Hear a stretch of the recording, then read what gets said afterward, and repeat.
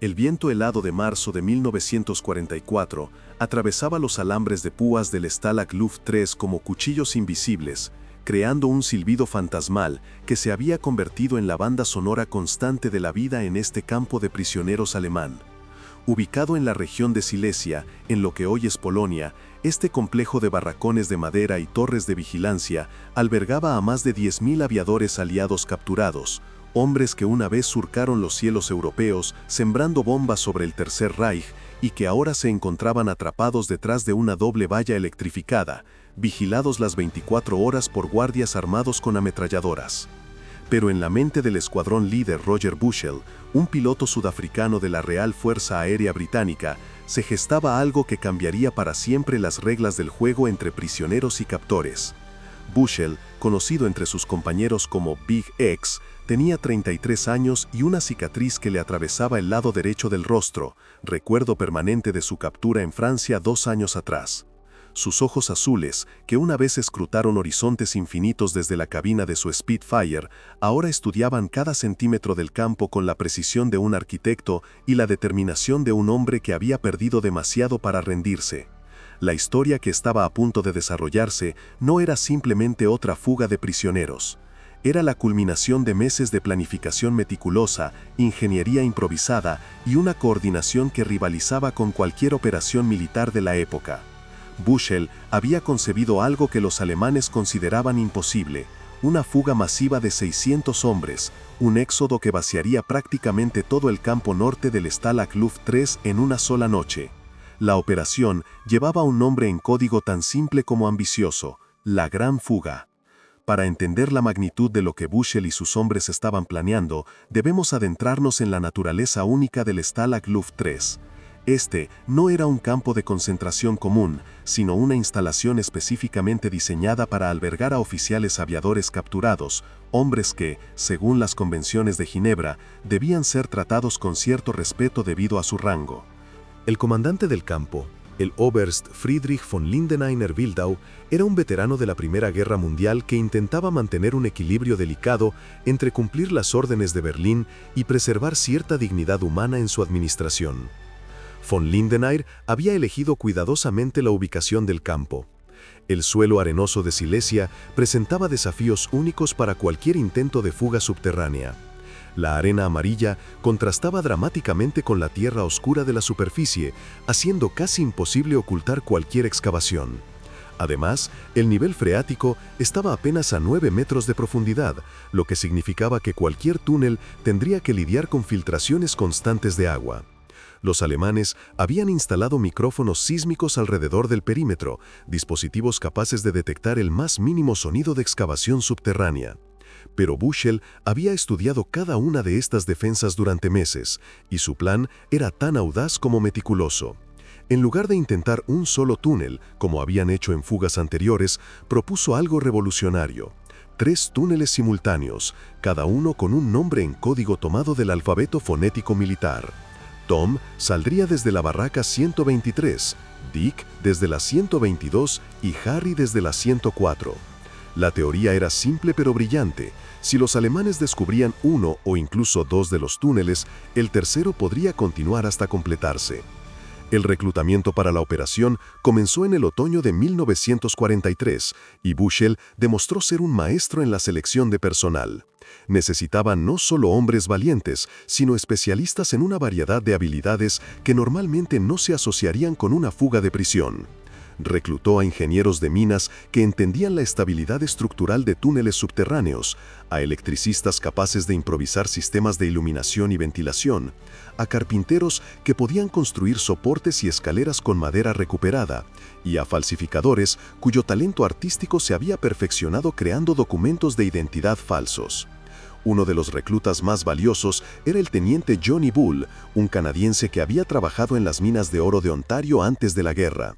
Bull entendía intuitivamente cómo leer las características del suelo, cómo distribuir el peso para evitar colapsos y cómo calcular la cantidad exacta de aire fresco necesaria para mantener vivos a los hombres trabajando en espacios confinados a 9 metros bajo tierra.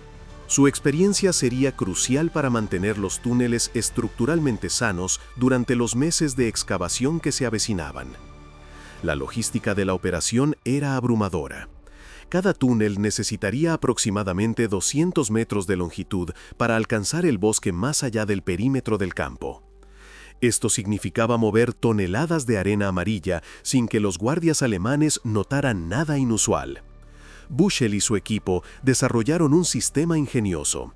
La arena excavada sería distribuida por todo el campo usando bolsas improvisadas cosidas dentro de los pantalones de los prisioneros.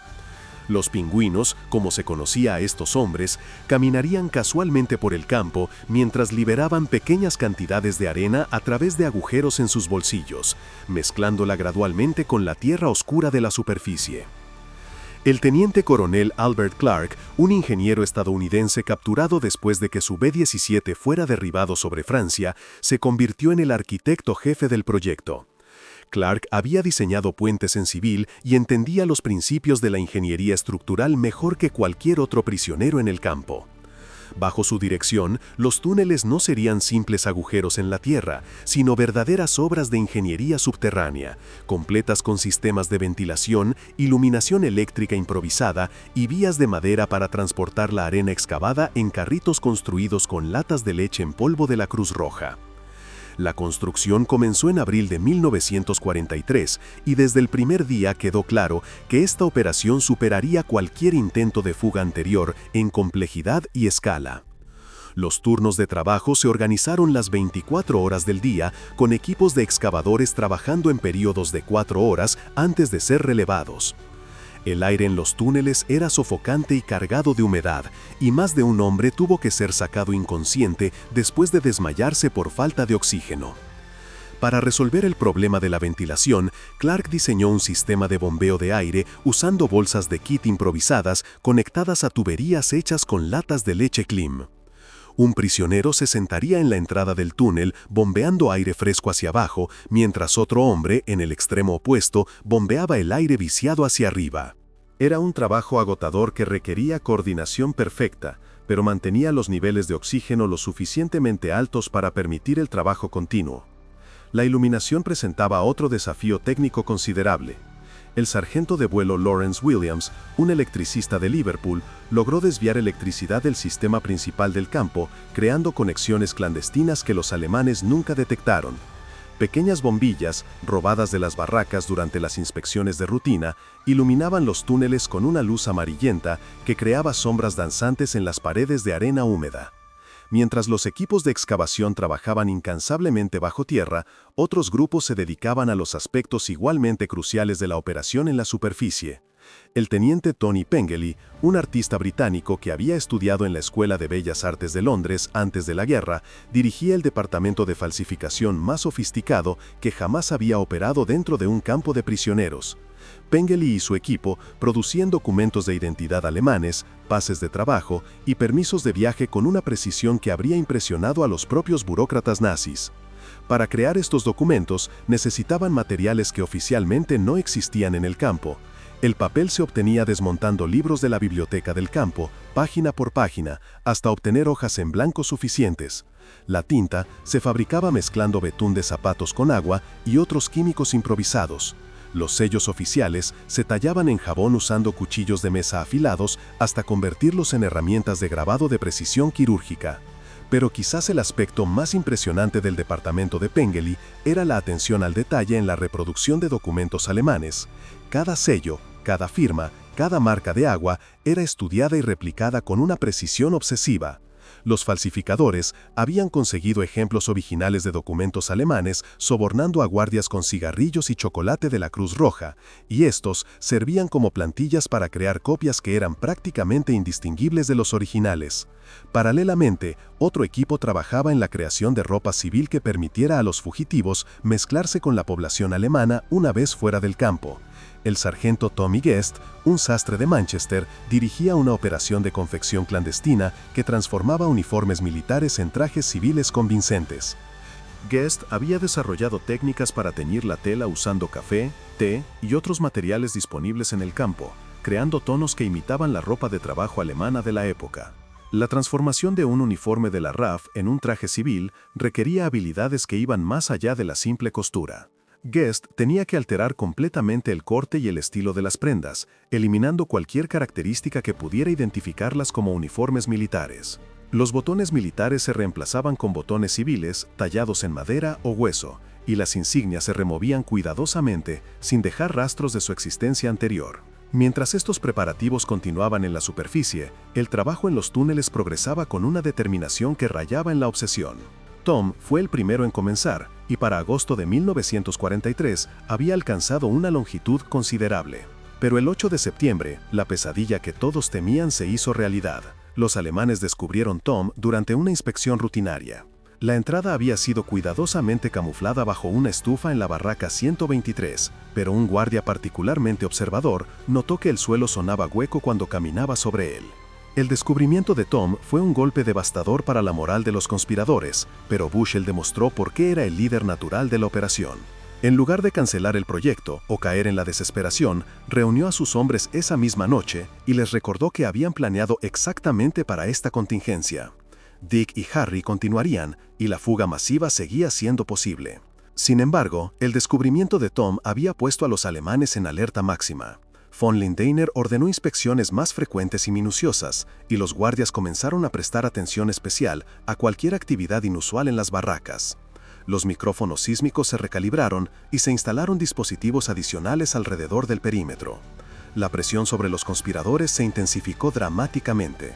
Fue en este momento crítico cuando Bushell tomó una decisión que demostraría ser tanto brillante como trágica. Ordenó que Dick fuera temporalmente suspendido y convertido en un almacén para los suministros de la fuga, documentos falsos, ropa civil, mapas, brújulas y raciones de emergencia. Toda la energía y recursos se concentrarían en Harry, el túnel que partía desde la barraca 104. La barraca 104 se había convertido en el centro neurálgico de la operación más ambiciosa jamás intentada por prisioneros de guerra. Durante el día mantenía la apariencia de normalidad, hombres leyendo, escribiendo cartas, jugando cartas o simplemente descansando en sus literas. Pero por la noche se transformaba en una colmena de actividad clandestina. La entrada a Harry estaba oculta bajo una estufa de hierro fundido que pesaba más de 200 kilos y que requería la fuerza coordinada de 6 hombres para moverla silenciosamente. El diseño de Harry representaba la culminación de todo lo que los conspiradores habían aprendido durante meses de excavación. El túnel tenía exactamente 60 centímetros de altura y 60 centímetros de ancho, las dimensiones mínimas necesarias para que un hombre pudiera arrastrarse a través de él cargando una pequeña mochila. Las paredes estaban reforzadas con tablones de madera recuperados de las camas de los prisioneros, creando una estructura que podía soportar el peso de la tierra húmeda sin colapsar. Cada metro de progreso en Harry requería una coordinación perfecta entre múltiples equipos. En la cara del túnel, un excavador trabajaba en posición prone, removiendo la arena con herramientas improvisadas hechas con cucharas y cuchillos. Detrás de él, otro hombre llenaba contenedores con la arena excavada y los cargaba en pequeños carritos que corrían sobre rieles de madera. Un tercer hombre tiraba de los carritos llenos hacia la entrada del túnel usando cuerdas hechas con hilos desenredados de mantas militares. La arena extraída tenía que ser dispersada inmediatamente para evitar crear montículos sospechosos cerca de la barraca 104. Los pingüinos habían perfeccionado su técnica hasta convertirla en un arte. Caminaban casualmente por el campo con bolsas de arena ocultas en sus pantalones, liberando pequeñas cantidades a través de agujeros en sus bolsillos mientras conversaban con otros prisioneros o participaban en actividades recreativas. Un observador casual nunca habría sospechado que estos hombres estaban dispersando evidencia de la operación de excavación más ambiciosa en la historia de los campos de prisioneros. Para enero de 1944, Harry había alcanzado una longitud de más de 150 metros, pero los cálculos de Clark indicaban que necesitarían al menos 50 metros adicionales para alcanzar la seguridad del bosque más allá del perímetro del campo. El trabajo continuaba a un ritmo febril, impulsado por la creciente sensación de que el tiempo se agotaba. Los rumores de una posible transferencia de prisioneros a otros campos circulaban constantemente, y todos sabían que cualquier movimiento masivo de personal terminaría efectivamente con la operación. La presión psicológica sobre los conspiradores era inmensa, Vivían en un estado constante de tensión, sabiendo que cualquier error, cualquier descuido, cualquier momento de mala suerte podría exponer toda la operación y resultar en castigos severos para todos los involucrados. Los alemanes habían dejado claro que cualquier intento de fuga sería tratado con la máxima severidad, y rumores persistentes sugerían que las órdenes de Berlín habían endurecido significativamente el trato hacia prisioneros recapturados. Pero había algo más que motivaba a estos hombres más allá del simple deseo de libertad. Muchos de ellos habían perdido amigos cercanos en combate, habían visto sus ciudades bombardeadas, habían presenciado los horrores de una guerra que parecía no tener fin. Para ellos, la fuga no era solo un escape personal, sino un acto de resistencia, una forma de continuar luchando contra el régimen nazi incluso desde el cautiverio. El capitán Bertram Jimmy James, un piloto británico que había sido derribado sobre el Canal de la Mancha en 1940, expresó este sentimiento en una carta que escribió pero nunca envió. No estamos cavando solo para escapar de este lugar, estamos cavando para demostrar que el espíritu humano no puede ser encarcelado, que la determinación de hombres libres puede superar cualquier barrera que la tiranía pueda construir. A medida que febrero se convertía en marzo, la tensión en el campo alcanzó niveles casi insoportables. Los alemanes habían intensificado sus inspecciones hasta el punto de que los conspiradores apenas podían trabajar en Harry durante periodos de 1 hora antes de tener que suspender las operaciones. Von Lindeiner parecía intuir que algo importante se estaba gestando, aunque no podía identificar exactamente qué. Fue durante este periodo de máxima tensión cuando ocurrió un incidente que casi termina con toda la operación. El 15 de marzo, durante una inspección sorpresa de la barraca 104, un guardia alemán notó que el suelo cerca de la estufa parecía haber sido perturbado recientemente. El guardia ordenó que la estufa fuera movida, y por un momento que pareció eterno, los conspiradores presentes creyeron que todo había terminado. Pero la entrada a Harry había sido camuflada con tal perfección que incluso una inspección directa no reveló su existencia. Los tablones del suelo habían sido cortados y reinstalados con una precisión que habría impresionado a un carpintero profesional, y la arena que rodeaba la entrada había sido mezclada cuidadosamente con tierra oscura para eliminar cualquier contraste de color. El guardia inspeccionó el área durante varios minutos antes de ordenar que la estufa fuera devuelta a su posición original.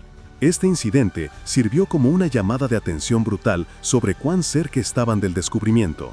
Bushel convocó una reunión de emergencia esa misma noche y anunció que la fuga tendría lugar en la próxima noche sin luna, que según los cálculos astronómicos sería el 24 de marzo. Ya no podían permitirse el lujo de esperar a que Harry alcanzara la longitud ideal, tendrían que arriesgarse con la distancia actual y confiar en que sería suficiente para alcanzar la cobertura del bosque. Los últimos días antes de la fuga fueron un torbellino de preparativos finales. Los 600 hombres seleccionados para la operación fueron divididos en grupos según sus posibilidades de éxito. Los primeros 30, incluyendo a Bushel y otros líderes de la operación, tenían documentos de la más alta calidad, ropa civil convincente y planes de escape detallados que los llevarían a países neutrales o territorio aliado. Estos hombres tenían las mejores posibilidades de alcanzar la libertad permanente. Los siguientes 70 hombres tenían documentos y disfraces de calidad intermedia, suficientes para permitirles viajar cierta distancia antes de ser capturados, pero probablemente no lo suficiente para completar un escape exitoso. Su función principal era crear confusión y dispersar los recursos alemanes de búsqueda, dando a los primeros 30 mejores oportunidades de éxito. Los 500 restantes eran voluntarios que sabían que sus posibilidades de escape permanente eran mínimas. Muchos de ellos tenían documentos obviamente falsos o ropa civil que no resistiría una inspección cuidadosa. Pero todos entendían que su participación era crucial para el éxito de la operación. Cuantos más hombres escaparan simultáneamente, más recursos alemanes se verían obligados a dedicar a la búsqueda y mayores serían las posibilidades de que al menos algunos alcanzaran la libertad. La noche del 24 de marzo de 1944 era perfecta para la fuga. Sin luna, con una ligera nevada que ayudaría a ocultar las huellas y con temperaturas lo suficientemente frías para mantener a los guardias alemanes refugiados en sus torres de vigilancia. A las 8 de la noche, los primeros hombres comenzaron a descender por Harry en lo que sería el éxodo más ambicioso jamás intentado desde un campo de prisioneros. Bushell fue el segundo hombre en entrar al túnel, precedido solo por el teniente Johnny Bull, cuya experiencia en minería lo convertía en la elección natural para liderar la primera ola. Mientras se arrastraba a través de los 200 metros de Harry, Bushell debe haber reflexionado sobre los meses de planificación que habían llevado a este momento. Cada centímetro del túnel representaba horas de trabajo agotador. Cada tablón de refuerzo había sido instalado con el sudor y la determinación de hombres que se negaban a aceptar el cautiverio como su destino final. El proceso de evacuación era meticulosamente organizado, pero terriblemente lento. Cada hombre necesitaba aproximadamente 5 minutos para atravesar completamente el túnel, arrastrándose en completa oscuridad con solo una pequeña mochila conteniendo sus posesiones más esenciales. La coordinación se mantenía mediante un sistema de señales con cuerdas. Un tirón significaba que el camino estaba libre para el siguiente hombre. 2 tirones indicaban que había un problema y que debían esperar. Pero a medida que la noche avanzaba, se hizo evidente que algo había salido mal con los cálculos. Cuando los primeros hombres emergieron del túnel, descubrieron con horror que la salida no estaba en el bosque como habían planeado, sino en un claro abierto a apenas 10 metros de una torre de vigilancia alemana. Los meses de cálculos cuidadosos habían resultado en un error de aproximadamente 50 metros, un error que podría costar la vida a todos los involucrados. El teniente Bull, emergiendo del túnel en la nieve nocturna, se encontró cara a cara con una situación que no habían anticipado en ninguno de sus planes. La torre de vigilancia estaba ocupada, y aunque el guardia parecía estar mirando hacia el interior del campo en lugar de hacia el bosque, cualquier movimiento descuidado podría alertarlo sobre la fuga en progreso. Bull tomó una decisión instantánea que demostraría ser crucial. En lugar de cancelar la operación, estableció un sistema de señales para coordinar la salida de los fugitivos con los movimientos del guardia. Durante las siguientes horas, 76 hombres lograron emerger del túnel y desaparecer en la oscuridad del bosque polaco. Cada escape individual requería una coordinación perfecta. Bull observaba los patrones de movimiento del guardia alemán y señalaba los momentos seguros para que cada fugitivo saliera del túnel y corriera hacia la cobertura de los árboles. Era un proceso agotador que requería nervios de acero y una sincronización perfecta. Pero a las 5 de la mañana del 25 de marzo, cuando el 77º hombre estaba preparándose para emerger del túnel, ocurrió lo inevitable. Un guardia alemán que realizaba una ronda rutinaria descubrió la salida del túnel. El grito de alarma que siguió despertó a todo el campo y puso fin abruptamente a la operación más ambiciosa en la historia de las fugas de prisioneros de guerra. La reacción alemana fue inmediata y masiva. Von Lindeneiner ordenó un recuento de emergencia que reveló la magnitud de lo que había ocurrido. 76 oficiales aliados habían desaparecido durante la noche, la mayor fuga masiva jamás registrada desde un campo de prisioneros alemán. La noticia llegó rápidamente a Berlín, donde Heinrich Himmler, jefe de las SS, entró en una furia que tendría consecuencias trágicas para muchos de los fugitivos. Mientras las sirenas de alarma resonaban por todo el Stalag Luft 3, los 76 hombres que habían logrado escapar se dispersaron por la campiña polaca en una carrera desesperada hacia la libertad. Algunos, como Bushell, tenían planes detallados que los llevarían a través de Checoslovaquia hacia países neutrales. Otros simplemente corrían hacia el oeste, esperando alcanzar territorio aliado antes de ser capturados. La caza que siguió involucró a más de 100.000 soldados alemanes, policías y miembros de las SS. Trenes fueron detenidos e inspeccionados, carreteras fueron bloqueadas y cada pueblo en un radio de 200 kilómetros del campo fue registrado casa por casa. La operación de búsqueda representó una distracción masiva de recursos alemanes que podrían haber sido utilizados en el frente de guerra, cumpliendo exactamente uno de los objetivos principales de Bushell. Pero el precio de esta distracción sería terriblemente alto. Hitler, furioso por la humillación que representaba la fuga masiva, ordenó que todos los fugitivos recapturados fueran ejecutados sumariamente. Solo la intervención de oficiales alemanes más moderados logró que esta orden fuera modificada. 50 de los fugitivos serían ejecutados como ejemplo, mientras que los restantes serían devueltos al cautiverio. La selección de quiénes vivirían y quiénes morirían fue realizada por las SS de manera aparentemente aleatoria, aunque algunos historiadores sugieren que los líderes de la fuga fueron específicamente marcados para ejecución. Roger Bushel fue capturado cerca de la frontera francesa el 29 de marzo y ejecutado inmediatamente junto con su compañero de fuga, el mayor Bernhard Scheidhauer. Su muerte marcó el final trágico de una de las mentes militares más brillantes de la guerra. De los 76 hombres que escaparon esa noche de marzo, solo 3 lograron alcanzar la libertad permanente. 2 pilotos noruegos, Per Bergsland y Jens Müller, lograron llegar a Suecia después de un viaje épico que los llevó a través de territorio ocupado durante más de 2 semanas. El tercer escapista exitoso fue el piloto holandés Bram van der Stok, quien logró alcanzar España después de un viaje de varios meses que lo llevó a través de Francia ocupada. Los 23 fugitivos restantes fueron recapturados y devueltos al Stalag Luft 3, donde enfrentaron castigos severos pero conservaron sus vidas. Su regreso al campo fue un momento agridulce. Habían sobrevivido, pero la noticia de las ejecuciones masivas había llegado antes que ellos, creando una atmósfera de luto y shock que perduró durante meses. Von Lindeneyr, el comandante alemán del campo, fue destituido inmediatamente y enviado al frente oriental como castigo por permitir que ocurriera la fuga. A pesar de sus esfuerzos por mantener condiciones humanas en el campo, las autoridades nazis lo consideraron responsable de la mayor humillación sufrida por el sistema de campos de prisioneros alemán durante toda la guerra. La Gran Fuga cambió fundamentalmente las reglas del juego entre prisioneros y captores.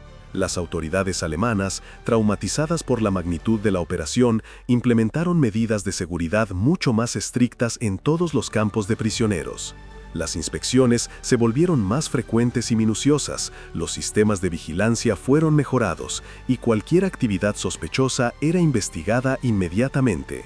Pero quizás más importante que estos cambios prácticos fue el impacto psicológico de la operación. La Gran Fuga demostró que incluso en las circunstancias más desesperantes, el espíritu humano podía concebir y ejecutar planes de una complejidad y audacia extraordinarias. Los 76 hombres que escaparon esa noche se convirtieron en símbolos de resistencia, recordatorios vivientes de que la libertad era un ideal por el cual valía la pena arriesgar todo. La historia de la Gran Fuga se extendió rápidamente por todos los campos de prisioneros aliados, inspirando innumerables intentos de escape adicionales. Aunque ninguna operación posterior alcanzaría la escala o complejidad de la fuga del Stalag Luft 3, el ejemplo establecido por Bushel y sus hombres continuó motivando actos de resistencia durante el resto de la guerra. En los años posteriores al conflicto, la Gran Fuga se convirtió en una leyenda que trascendió su contexto histórico específico. La historia fue inmortalizada en libros, películas y documentales que capturaron la imaginación de generaciones posteriores. Pero más allá del entretenimiento, la operación representa un testimonio duradero del poder de la determinación humana frente a la adversidad aparentemente insuperable. Los túneles Tom, Dick y Harry fueron sellados por los alemanes inmediatamente después del descubrimiento de la fuga, pero sus ubicaciones fueron cuidadosamente documentadas por los prisioneros restantes. Décadas después, arqueólogos e historiadores han excavado partes de estos túneles, revelando la extraordinaria calidad de la ingeniería improvisada que los hizo posibles. Hoy, el sitio del Stalag Luft 3 es un museo que preserva la memoria de la Gran Fuga y honra tanto a quienes escaparon como a quienes pagaron el precio último por su audacia. Los visitantes pueden caminar por las ubicaciones donde una vez estuvieron las barracas 104, 122 y 123, y contemplar los monumentos que marcan las entradas de los túneles que cambiaron la historia. La Gran Fuga del Stalag Luft 3 representa más que una simple operación militar o un escape audaz de prisioneros. Es una historia sobre la capacidad humana para mantener la esperanza en las circunstancias más desesperantes, sobre el poder de la planificación meticulosa y la cooperación, y sobre el precio que algunos están dispuestos a pagar por la libertad. Los 76 hombres que emergieron de Harry en esa noche nevada de marzo no solo estaban escapando de un campo de prisioneros, estaban afirmando la dignidad fundamental del espíritu humano frente a la tiranía. Sus nombres están grabados en monumentos de piedra, pero su verdadero legado vive en cada acto de resistencia contra la opresión, en cada negativa a aceptar la injusticia como inevitable, en cada demostración de que la libertad es un ideal que trasciende las barreras físicas y las limitaciones aparentemente insuperables. La Gran Fuga terminó en tragedia para muchos de sus participantes, pero su impacto en la historia humana continúa resonando más de 80 años después, recordándonos que incluso en los momentos más oscuros, la luz de la esperanza y la determinación puede brillar con una intensidad que cambia el mundo. La historia de la Gran Fuga no terminó con las ejecuciones de marzo de 1944. En los meses que siguieron, las ondas expansivas de la operación continuaron reverberando a través del aparato militar alemán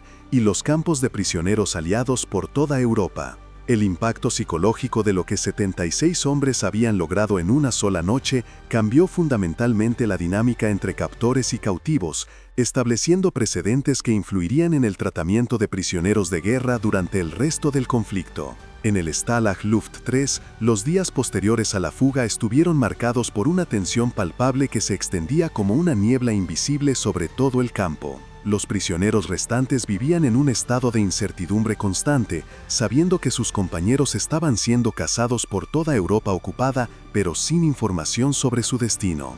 Las noticias llegaban en fragmentos, rumores susurrados durante las comidas, información parcial obtenida de guardias alemanes más comunicativos, y ocasionalmente confirmaciones oficiales que llegaban a través de la Cruz Roja Internacional. El teniente coronel Albert Clark, quien había permanecido en el campo debido a su posición en la lista de escape, se convirtió en una figura central durante este periodo de espera angustiosa. Como uno de los arquitectos principales de Harry, Clark conocía íntimamente los planes de escape de cada fugitivo y podía calcular mentalmente sus rutas probables y sus posibilidades de éxito. Durante las largas noches de abril, mientras yacía en su litera escuchando el viento atravesar los alambres de púas, Clark trazaba mapas mentales de Europa, siguiendo las rutas que sus compañeros habrían tomado hacia la libertad o hacia la muerte. La primera confirmación oficial de las ejecuciones llegó el 15 de abril, cuando el nuevo comandante del campo, el Oberst Braune, convocó a todos los prisioneros para una formación especial. Con una voz que traicionaba su propia incomodidad con el mensaje que debía entregar, Braune anunció que 50 de los fugitivos habían sido abatidos mientras intentaban escapar nuevamente después de su recaptura. La frase oficial no engañó a nadie. Todos entendían que se trataba de ejecuciones sumarias en violación directa de las convenciones de Ginebra. La reacción de los prisioneros fue un silencio ensordecedor que se extendió por varios minutos. Hombres que habían enfrentado combate aéreo sobre cielos enemigos, que habían sobrevivido a derribos y capturas, que habían mantenido su moral alta durante años de cautiverio, ahora se encontraban confrontados con una realidad que desafiaba su comprensión de las reglas básicas de la guerra civilizada. El capitán Bertram James, quien había estado programado para ser el número 77 en la fuga y cuya vida había sido salvada solo por el descubrimiento temprano del túnel, escribió más tarde que ese momento representó la muerte de cualquier ilusión que pudiéramos haber mantenido sobre la naturaleza de nuestros captores. Pero incluso en medio de este luto colectivo, comenzaron a emerger historias de los 3 escapes exitosos que proporcionaron rayos de esperanza en la oscuridad. La historia de Per Bergsland y Jens Müller, los 2 pilotos noruegos que habían logrado alcanzar Suecia, se convirtió en una fuente de inspiración particular. Su viaje había sido una odisea de 2 semanas a través de territorio ocupado, viajando principalmente de noche y dependiendo de la ayuda de resistentes locales que arriesgaron sus propias vidas para ayudar a 2 extranjeros en fuga. Bergsland, un piloto de caza de 25 años que había sido derribado sobre Francia en 1942, había utilizado su conocimiento del idioma alemán para hacerse pasar por un trabajador extranjero noruego. Su compañero Müller, ligeramente mayor y con experiencia previa en operaciones clandestinas, había servido como el navegador de la pareja, utilizando mapas memorizados y conocimiento astronómico básico para guiar su ruta hacia el norte. Su escape había requerido no solo coraje físico, sino también una actuación constante que los mantuvo en personaje durante cientos de encuentros con autoridades alemanas. El viaje de Bergstrand y Müller había comenzado en la estación de tren de Sagan, donde habían abordado un tren hacia Berlín usando documentos falsificados que identificaban a Bergstrand como Per Hansen, un trabajador de construcción noruego, y a Müller como Jens Olsen, su supervisor. La calidad de estos documentos, productos del departamento de falsificación de Tony Pengeli, había resistido múltiples inspecciones durante su viaje de 36 horas hacia la capital del Reich. En Berlín, los dos noruegos habían pasado una noche en un hotel cerca de la estación central, una experiencia surrealista que los colocó en el corazón mismo del régimen que los había encarcelado. Müller recordaría más tarde la extraña sensación de cenar en un restaurante alemán mientras las sirenas antiaéreas sonaban en la distancia, anunciando otro bombardeo aliado sobre la ciudad. Estábamos sentados allí, comiendo salchichas alemanas y bebiendo cerveza alemana, mientras nuestros propios compañeros bombardeaban la ciudad a nuestro alrededor, escribió en sus memorias posteriores. Desde Berlín habían tomado otro tren hacia el norte, dirigiéndose hacia la costa báltica, donde esperaban encontrar un barco que los llevara a Suecia. Pero el viaje se complicó cuando los controles de seguridad se intensificaron cerca de la frontera.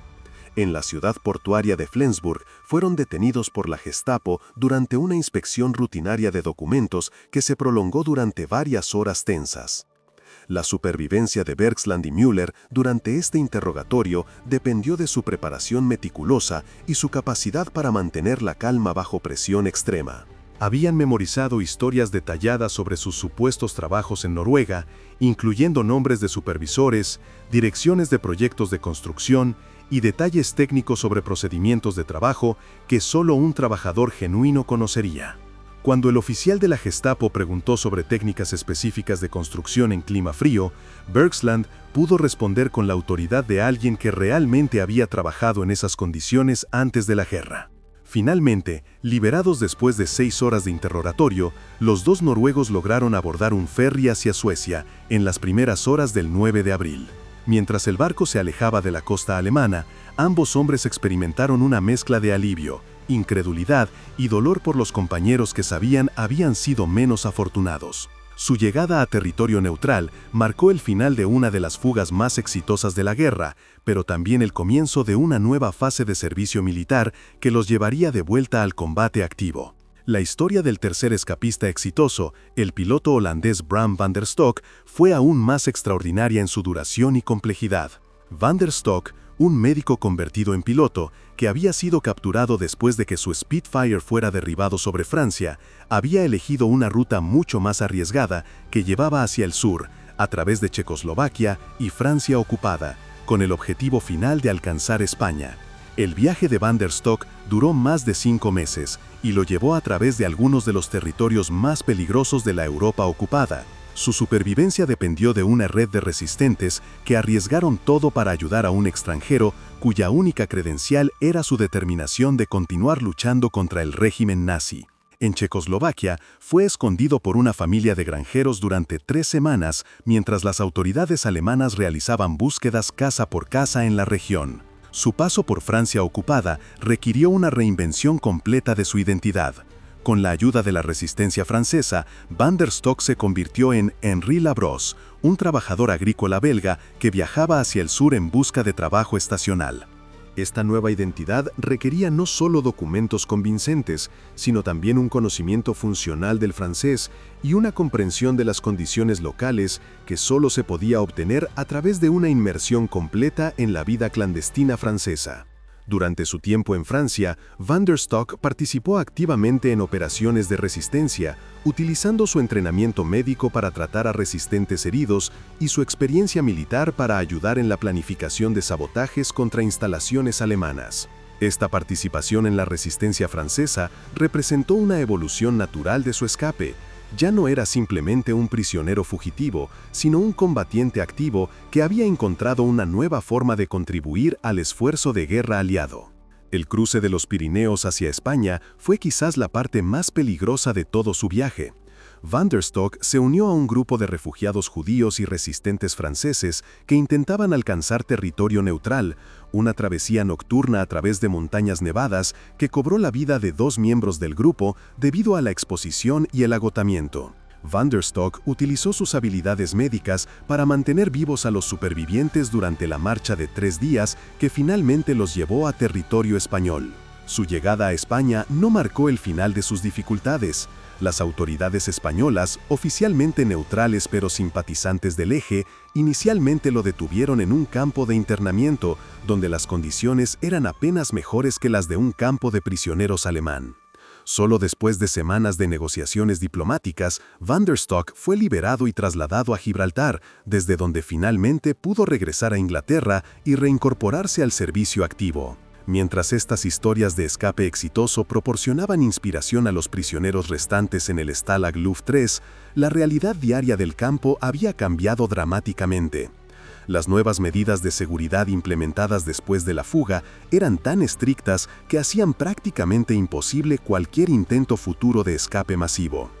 Los recuentos de prisioneros se realizaban ahora 4 veces al día en lugar de 2, y cualquier discrepancia resultaba en búsquedas exhaustivas que podían durar horas. Las inspecciones de barracas se habían vuelto tan frecuentes y minuciosas que los prisioneros apenas podían mantener posesiones personales sin que fueran confiscadas como potenciales herramientas de escape.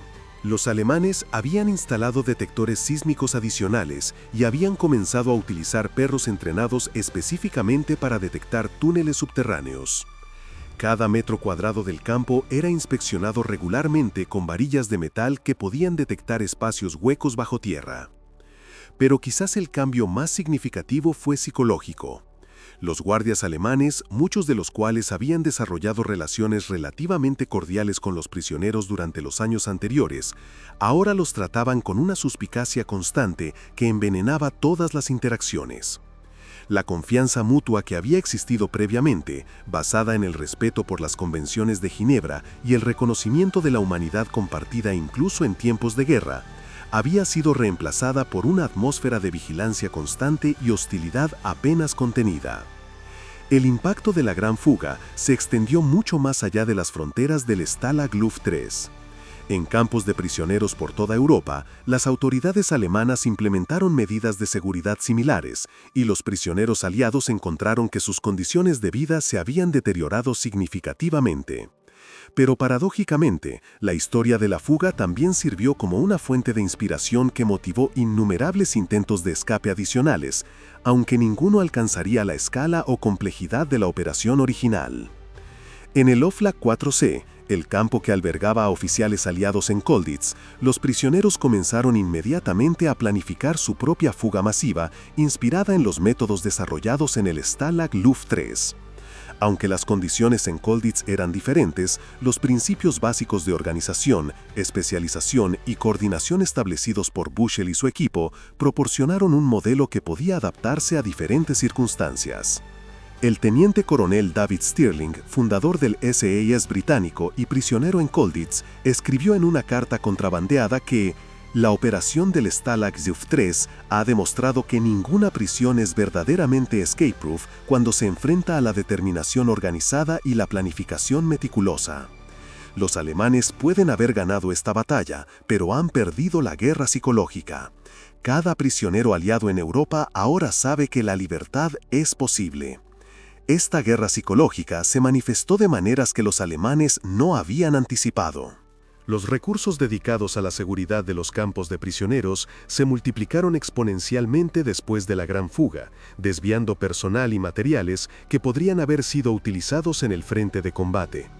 Estimaciones posteriores sugieren que la paranoia alemana sobre fugas masivas adicionales resultó en la asignación de más de 50.000 soldados adicionales a la vigilancia de campos de prisioneros durante el último año de la guerra. Más importante aún, la historia de la Gran Fuga se convirtió en una herramienta de propaganda aliada que demostró la superioridad moral de las fuerzas democráticas sobre el régimen nazi. Las ejecuciones de los 50 fugitivos recapturados fueron ampliamente publicadas en la prensa aliada como evidencia de la barbarie nazi, proporcionando justificación adicional para la continuación de la guerra hasta la rendición incondicional de Alemania. En los Estados Unidos, la historia fue serializada en periódicos de todo el país, inspirando una nueva ola de reclutamiento militar y apoyo público para el esfuerzo de guerra. Las madres estadounidenses que habían perdido hijos en combate encontraron consuelo en las historias de hombres que habían continuado luchando incluso desde el cautiverio, mientras que los jóvenes en edad militar vieron en los fugitivos ejemplos de heroísmo que valía la pena emular. En Gran Bretaña, donde la guerra había durado ya 5 años largos y la población civil estaba agotada por los bombardeos constantes y las privaciones, la Gran Fuga proporcionó un recordatorio poderoso de por qué la lucha continuaba. Winston Churchill mencionó específicamente la operación en uno de sus discursos parlamentarios, declarando que estos hombres valientes han demostrado que el espíritu británico no puede ser encarcelado, que la determinación de hombres libres trasciende cualquier barrera que la tiranía pueda construir. Pero quizá el impacto más duradero de la Gran Fuga fue su influencia en el desarrollo del derecho internacional humanitario en el período posterior a la guerra. Las ejecuciones masivas de prisioneros de guerra recapturados fueron citadas específicamente durante los juicios de Nuremberg como evidencia de crímenes de guerra sistemáticos cometidos por el régimen nazi. El caso estableció precedentes legales importantes sobre el tratamiento de prisioneros de guerra que continúan influyendo en el derecho internacional hasta el día de hoy. El general Arthur Meade, quien había supervisado las investigaciones de la Gestapo sobre la fuga, fue juzgado y ejecutado por crímenes de guerra en 1945.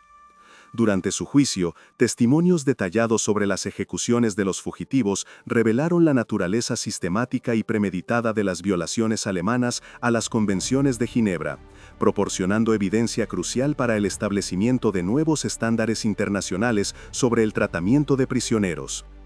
Heinrich Himmler, quien había ordenado las ejecuciones, se suicidó antes de poder ser juzgado, pero documentos capturados después de la guerra revelaron la extensión de su participación personal en la decisión de ejecutar a los fugitivos. Estas revelaciones contribuyeron al desarrollo de conceptos legales sobre responsabilidad de comando que continúan siendo relevantes en el derecho internacional contemporáneo. A medida que la guerra se acercaba a su fin en 1945, los supervivientes de la Gran Fuga comenzaron a regresar a sus países de origen, llevando consigo historias que transformarían la comprensión pública sobre la naturaleza del cautiverio y la resistencia durante la guerra. Sus testimonios proporcionaron material para innumerables libros, artículos y eventualmente películas que inmortalizarían la operación en la cultura popular. Paul Brickhill, un piloto australiano que había estado programado para participar en la fuga, pero fue excluido debido a claustrofobia, se convirtió en el cronista oficial de la operación. Su libro The Great Escape, publicado en 1950, se basó en entrevistas extensas con supervivientes y proporcionó el primer relato completo y autorizado de la operación. El libro se convirtió en un bestseller internacional y estableció la narrativa estándar de la Gran Fuga que continúa influyendo en representaciones posteriores. La adaptación cinematográfica de 1963, protagonizada por Steve McQueen y dirigida por John Sturges, llevó la historia a una audiencia global aún mayor, aunque tomó libertades considerables con los hechos históricos para aumentar el drama y el atractivo comercial. A pesar de estas inexactitudes, la película ayudó a mantener viva la memoria de la operación para nuevas generaciones que no habían vivido la guerra. Pero más allá de su impacto en la cultura popular, la Gran Fuga continuó influyendo en el pensamiento militar y estratégico durante las décadas posteriores a la guerra. Los principios de organización, especialización y coordinación desarrollados por Bushell y su equipo fueron estudiados en academias militares de todo el mundo como ejemplos de liderazgo efectivo bajo condiciones extremas. La operación también proporcionó lecciones valiosas sobre la importancia de la moral y la resistencia psicológica en situaciones de cautiverio. Los programas de entrenamiento de supervivencia desarrollados para pilotos militares durante la Guerra Fría incorporaron muchas de las técnicas y principios demostrados por los prisioneros del Stalag Luft 3, preparando a una nueva generación de aviadores para mantener su resistencia y dignidad incluso en las circunstancias más adversas. En el ámbito académico, la Gran Fuga se convirtió en un caso de estudio clásico en campos que van desde la psicología organizacional hasta la ingeniería de sistemas. Los métodos utilizados para coordinar el trabajo de cientos de hombres en una operación compleja y secreta proporcionaron insights valiosos sobre liderazgo, gestión de proyectos y mantenimiento de la moral en organizaciones bajo estrés extremo. Los principios de compartimentación de información desarrollados por Bushell, donde cada participante conocía solo los detalles necesarios para su función específica, fueron adoptados posteriormente por organizaciones de inteligencia y fuerzas especiales de todo el mundo. La estructura celular de la operación, que permitía que partes del proyecto continuaran funcionando incluso si otras partes eran comprometidas, se convirtió en un modelo estándar para operaciones clandestinas. Hoy, más de 80 años después de aquella noche nevada de marzo de 1944, la gran fuga del Stalag Luft 3 continúa resonando como un testimonio del poder de la determinación humana frente a la adversidad aparentemente insuperable. Los 76 hombres que emergieron de Harry no solo estaban escapando de un campo de prisioneros, estaban afirmando principios fundamentales sobre la dignidad humana, la resistencia a la opresión y el derecho inalienable a la libertad. Sus nombres están grabados en monumentos de piedra en el sitio del antiguo campo, ahora un museo que preserva su memoria para las generaciones futuras. Pero su verdadero legado trasciende cualquier memorial físico. Vive en cada acto de resistencia contra la injusticia, en cada negativa a aceptar la opresión como inevitable, en cada demostración de que el espíritu humano puede triunfar sobre las circunstancias más desesperantes. La historia de Roger Bushell y sus compañeros nos recuerda que la libertad no es simplemente la ausencia de restricciones físicas, sino un estado mental que puede mantenerse incluso en las circunstancias más adversas. Su legado continúa inspirando a aquellos que enfrentan sus propias formas de cautiverio, ya sea político, económico o social, demostrando que la determinación organizada y la cooperación pueden superar obstáculos que parecen insuperables. En un mundo que continúa enfrentando desafíos a la libertad y la dignidad humana, la Gran Fuga permanece como un faro de esperanza, un recordatorio de que incluso en los momentos más oscuros, la luz de la determinación humana puede brillar con una intensidad que cambia el curso de la historia. Los 76 hombres que escaparon esa noche de marzo no solo buscaban su propia libertad, estaban luchando por los principios que definen nuestra humanidad compartida, principios que continúan guiando nuestra búsqueda de un mundo más justo y libre.